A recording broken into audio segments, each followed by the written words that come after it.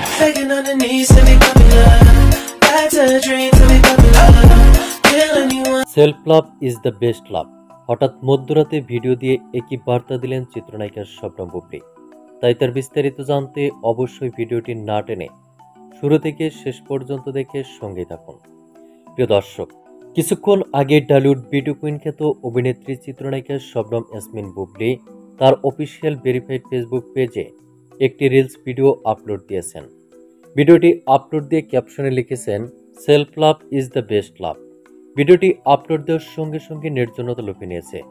Video ক্লিপটিতে চিত্রনায়িকা শবনম ইয়াসমিন বুবলীকে বেশ দূর দূরান্ত লোকেই দেখা যাচ্ছে।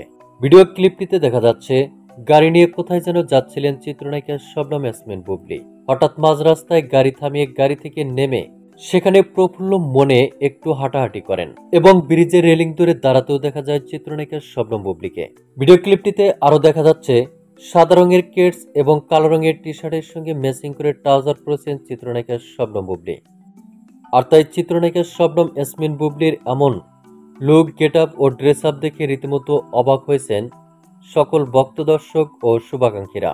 তো প্রিয় দর্শক, চিত্রনায়িকা শবনম ইয়াসমিন বুবলীর এমন লুক দেখে আপনার কি মন্তব্য তা আপনার ধারণা মোতাবেক কমেন্ট করে জানিয়ে দিন নিচের কমেন্ট বক্সে।